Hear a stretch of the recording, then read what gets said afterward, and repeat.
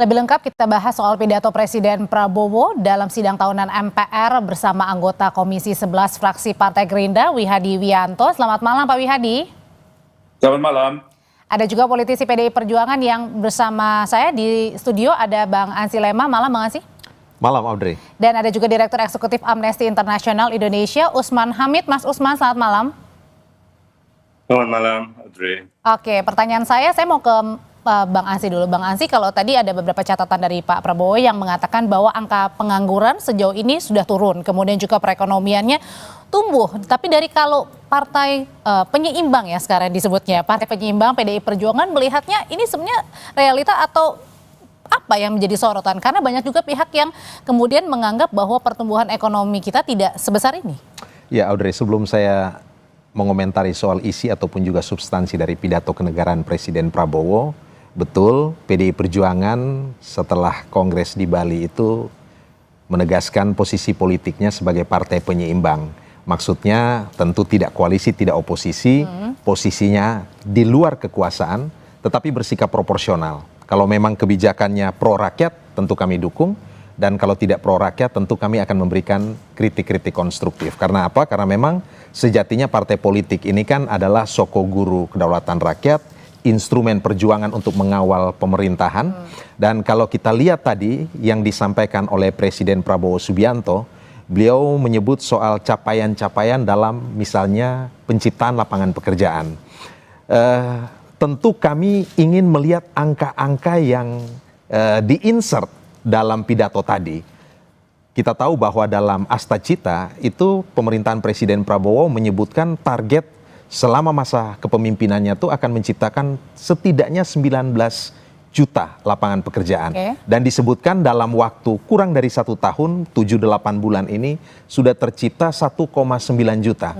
Tetapi kalau kita melihat di masyarakat hari-hari ini, justru beberapa waktu lalu itu gelombang job seeker atau para pencari kerja itu sangat banyak.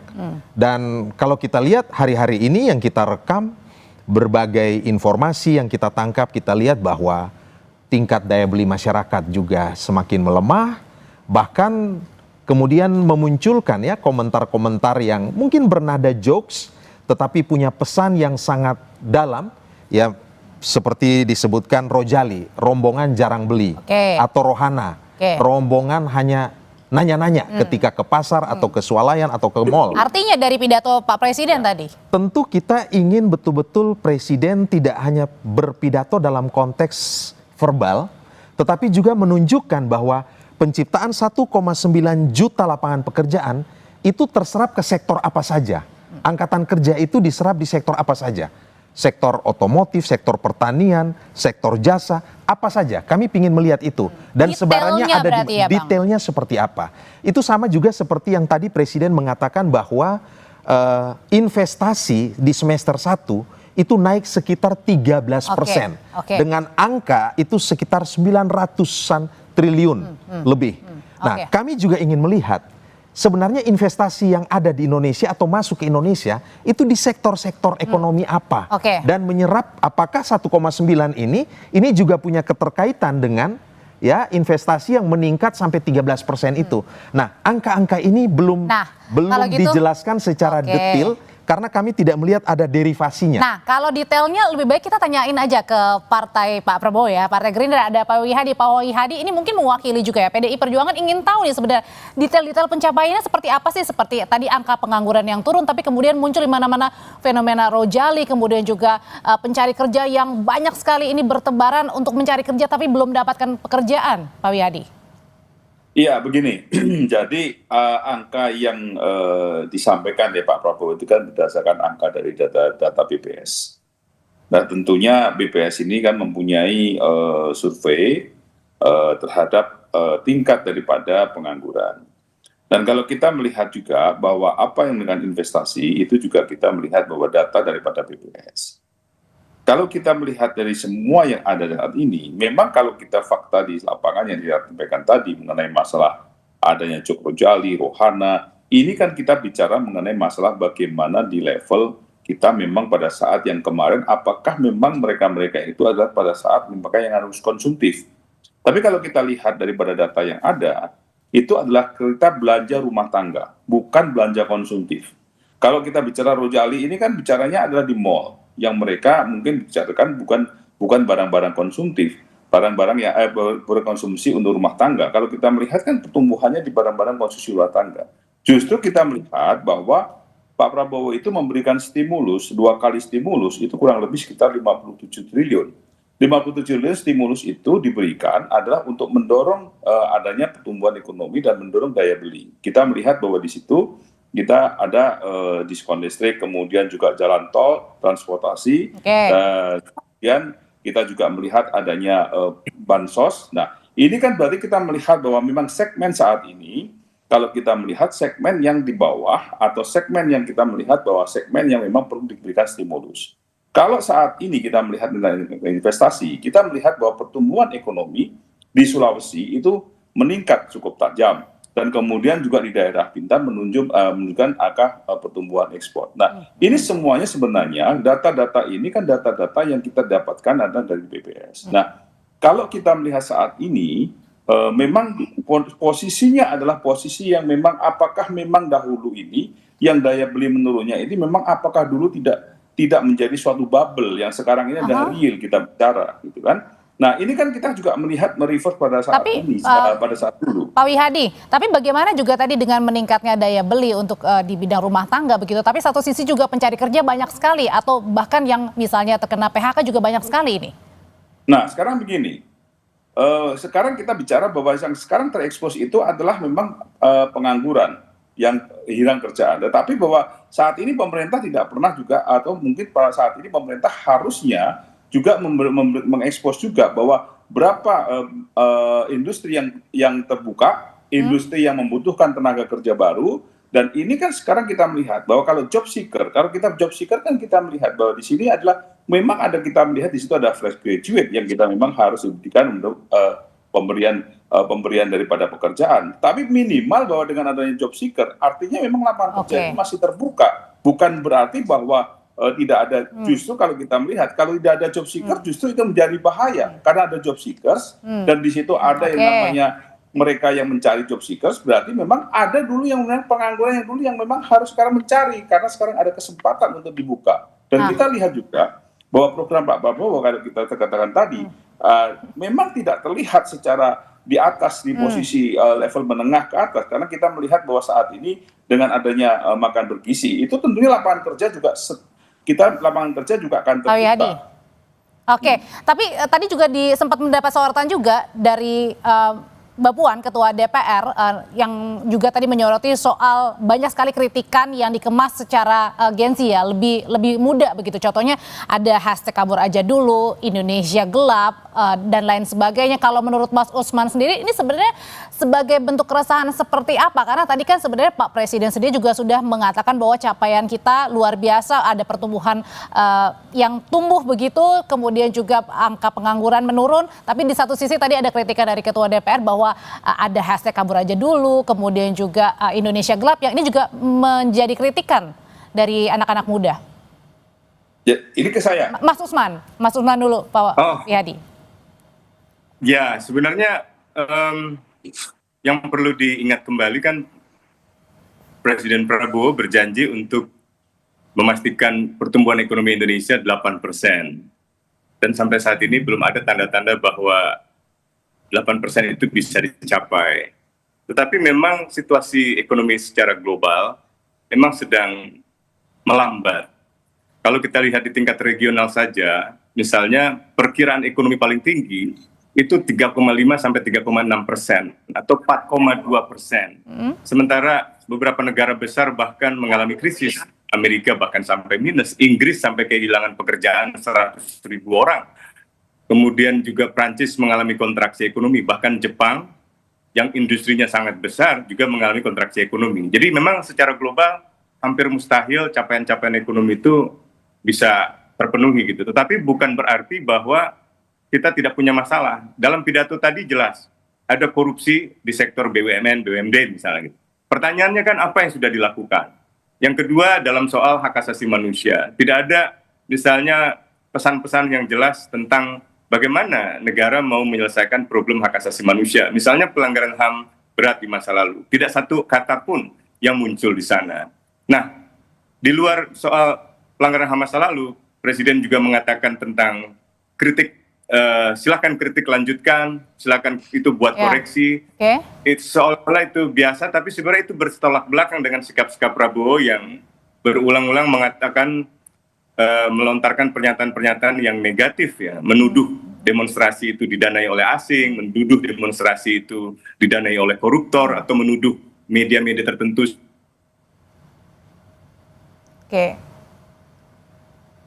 Oke, sebelum kita lanjutkan lagi ke Mas Usman, karena tadi komunikasinya kurang baik, jadi kita mau penegasan. Jadi maksudnya kalau tadi Mas Usman adalah berarti yang dikatakan bahwa seperti apa, bahwa tadi ketika misalnya boleh dikritik, tapi kemudian satu sisi ada sisi yang mempertanyakan begitu ya, jika ada yang mengkritik. Nah, kalau dari Mas Usman sendiri pandangannya seperti apa, nanti kita akan jeda sejenak.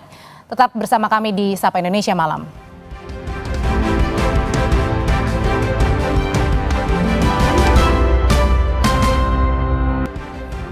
Saudara, Presiden dalam pidato negara sidang tahunan MPR juga mengatakan selama awal tahun 2025 pemerintahannya sudah berhasil mengamankan anggaran negara hingga 300 triliun rupiah yang selama ini rawan diselewengkan. Anggaran sebesar itu sebelumnya diakui digunakan untuk bancakan oknum pejabat yang rawan dikorupsi.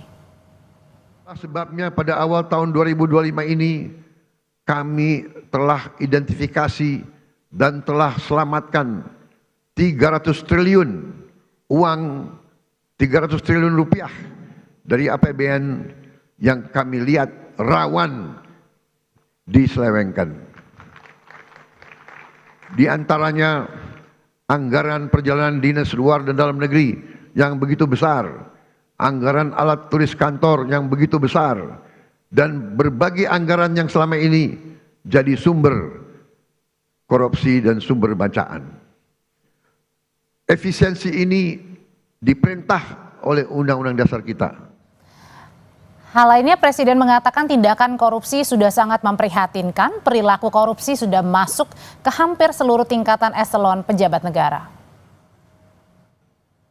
Perilaku korupsi ada di setiap eselon birokrasi kita. Ada di setiap institusi dan organisasi pemerintahan. Perilaku korup ada di BUMN kita. Ada di BUMD kita. Ini bukan fakta yang harus kita tutup-tutupi. Setelah 299 hari saya memimpin pemerintahan eksekutif, saya semakin mengetahui berapa besar tantangan kita. Melanjutkan tadi pernyataan Mas Usman yang sempat terhenti karena sambungannya kurang baik. Jadi melanjutkan lagi, apa jadi catatan-catatan dari pidato kenegaraan Pak Prabowo di sidang tahunan MPR, Mas Usman? Ya, 3 hal aja. Yang pertama, kira-kira proyeksi ke depan untuk mencapai 8% pertumbuhan ekonomi yang dijanjikan Presiden itu bagaimana? Yang kedua, soal korupsi di sektor BUMN, BUMD atau di dalam kementerian dan birokrasi. Kira-kira apa yang mesti dilakukan dan apa yang sudah dilakukan? Kalau 300 triliun tadi itu kan lebih kepada sumber-sumber yang biasanya disalahgunakan.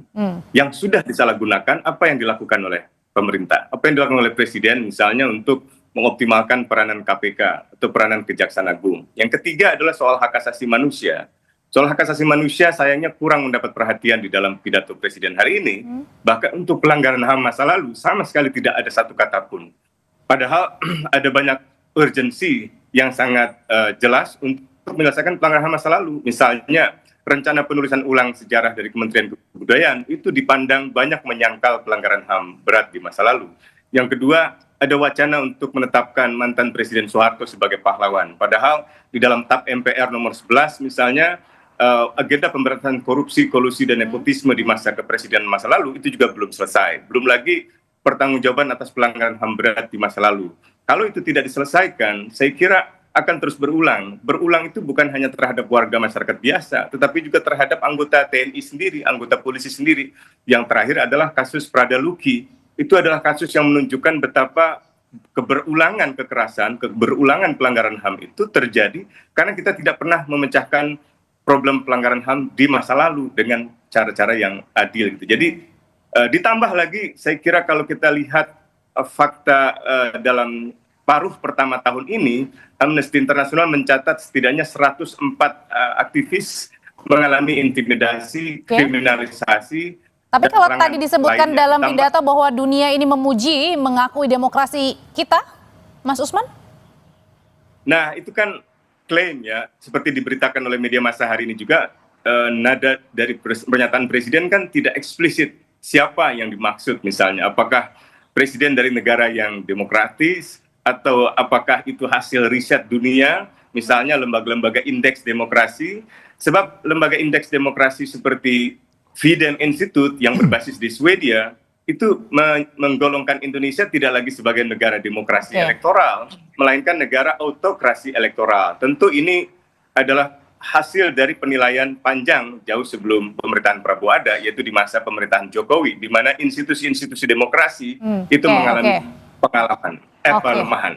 Oke. Nah, balik lagi ke PDIP. Kalau misalnya tadi kan PDIP mempertanyakan sebenarnya bagian-bagian mana ketika pertumbuhan atau misalnya angka pengangguran turun. Tapi kan tadi Pak Prabowo juga dalam pidato tadi menyatakan bahwa kita sudah berhasil loh mengamankan 300 triliun rupiah yang selama ini rawan akan bancakan untuk dikorupsi begitu. Ya, 300 triliun itu efisiensi, penghematan yang selama ini dipandang atau dinilai sebagai sumber-sumber kebocoran ataupun juga perilaku yang inefisien.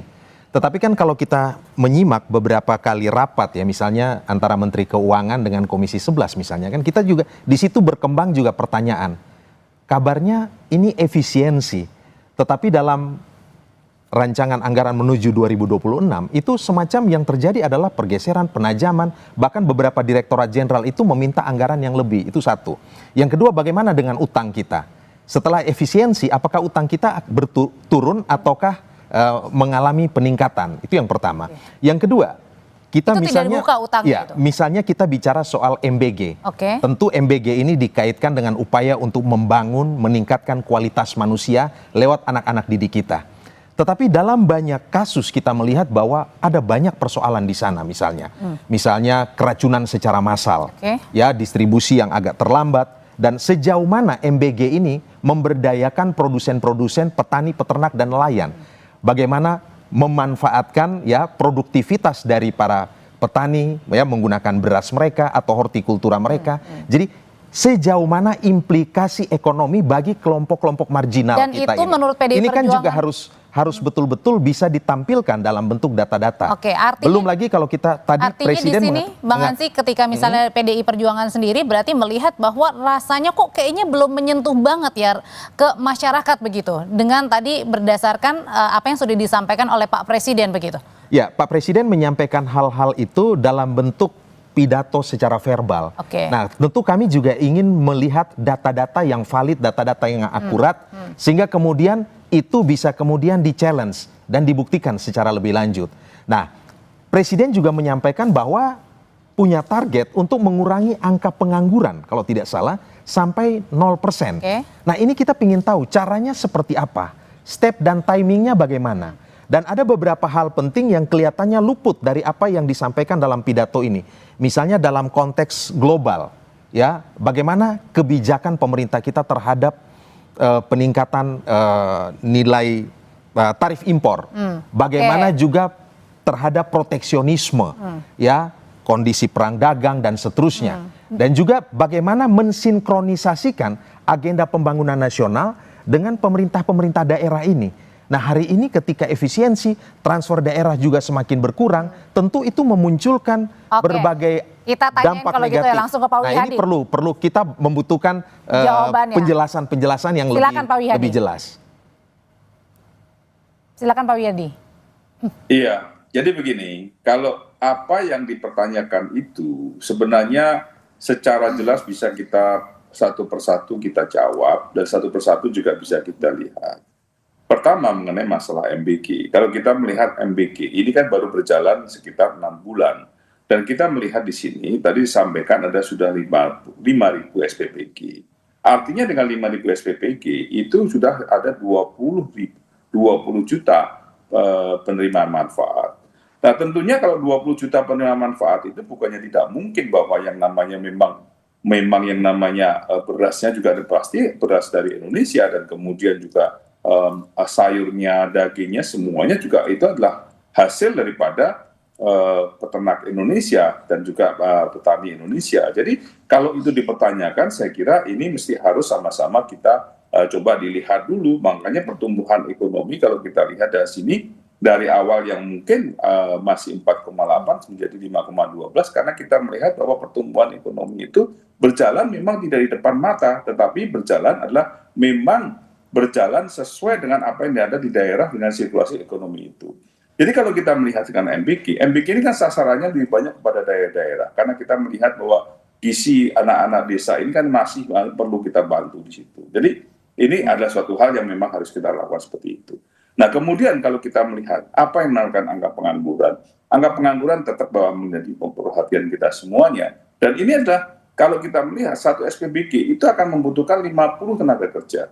Nah kalau sekarang dengan satu SPBG, satu unit SPBG itu 50 tenaga kerja, kita bisa kalikan dengan 50 tenaga kerja itu dengan berapa SPBG yang ada. Nah hal-hal seperti inilah yang memang membuat optimisme bahwa program-program Pak Prabowo itu adalah program-program yang untuk kebutuhan rakyat. Kalau kita melihat efisiensi yang diarahkan itu kan kita harus lihat bahwa efisiensi yang dari awal memang tidak semata-mata bahwa efisiensi itu adalah tidak istilahnya anggarannya itu dipotong, bukan, tetapi adalah memang pengalokasian. Kita melihat bahwa nah ini ingin ditanyakan juga Pak Wiyadi kepada PDIP, sebenarnya alokasinya ini yang kemana begitu? Nah, kalau kita melihat begini, pertama kali bahwa yang namanya 2020 APBN 2025 itu kan dibahas di tahun 2024. Pembahasan 2024, nomenklatur kementerian itu juga berubah pada saat 2025. Tentunya kementerian-kementerian baru memerlukan anggaran-anggaran lagi. Dan ini perlunya ada alokasi ke anggaran itu. Kemudian kalau kita lihat program-program unggulan Pak Prabowo itu ada memerlukan penambahan untuk program-program itu. Kalau kita melihat bagaimana yang namanya sekolah rakyat, kita melihat bahwa sekolah rakyat itu adalah bagaimana kita membuat sekolah rakyat status sekolah rakyat. Itu adalah untuk anak-anak yang kurang mampu, yang mereka tidak bisa bersekolah, yang mereka akan menjadi sekolah dan mereka dengan asrama. Ini kan membutuhkan anggaran juga. Kemudian dengan koperasi merah putih. Nah, hal-hal seperti ini memang ekonomi yang disasar oleh Pak Prabowo dalam 2025, program-programnya adalah program-program yang langsung menyentuh kepada masyarakat. Dan disinilah kita melihatnya bahwa pertumbuhan itu akan berjalan, memang tidak melihat bahwa seakan-akan kemudian seperti industrialisasi. Kalau industri manufacture memang pertumbuhan langsung akan tinggi dan tenaga kerja juga akan tinggi. Tetapi kita melihat bahwa ini starting awal yang memang sudah dilakukan oleh Pak Prabowo dalam hal memberikan suatu perubahan ekonomi ke depannya. Jadi inilah hal-hal beberapa. Tapi terakhir Pak Wihadi, kemudian realistis nggak tadi ingin 0% ya Pak ya tadi ya untuk angka pengangguran begitu? Yang ini nggak main 0% Pak Wihadi. Iya, ini kan menjadi suatu tujuan Pak Prabowo. Bahwa Pak Prabowo tujuannya adalah bagaimana angka pengangguran di 0%. Artinya bahwa lapangan kerja di Indonesia ini kalau kita melihat pada saat ini mungkin dengan masa pengangguran dan kalau kita melihat dengan hilirisasinya Pak Prabowo, industrialisasinya yang dilakukan oleh Pak Prabowo, ini menumbuhkan adanya tenaga kerja. Dan kalau kita lihat di sini, Pak Prabowo selalu mengatakan bahwa sumber alam dikuasai oleh negara. Artinya bahwa negara lah yang akan mengelola sumber alam itu dan ini adalah membutuhkan tenaga kerja yang akan datang. Dan tenaga kerja itu akan tercipta. Oke, Pak Wiyadi singkat tadi Bang. Oke, terima kasih. Singkat satu lagi ya, tadi Pak Prabowo secara khusus itu meng-highlight, memberikan stressing soal korupsi dan kebocoran yang beliau pakai istilah terminologi itu serakanomics. Kan seperti itu. Dan beliau mengatakan bahwa akan secara tuntas memerangi yang namanya pertambangan ilegal dan seterusnya. Tentu kita berharap bahwa ini tidak hanya sekedar pidato ataupun lip service, kita ingin melihat dalam implementasi secara nyatanya. Bagaimana betul-betul Pak Prabowo ini memimpin upaya untuk pemberantasan korupsi dan kemudian memerangi yang namanya serakanomics itu. PD Perjuangan tentu akan bersikap proporsional ketika betul-betul on the right track, kebijakan-kebijakan dan program ini kami akan dukung. Tetapi jika tidak, tentu kami dengan kritisisme, dengan penalaran dan data dan berbagai hal akan kami kritisi. Oke, Bang Ansy terima kasih, Pak Wiyadi terima kasih, sebelumnya ada Mas Usman terima kasih. Selamat malam semuanya. Malam Pak Wiyadi.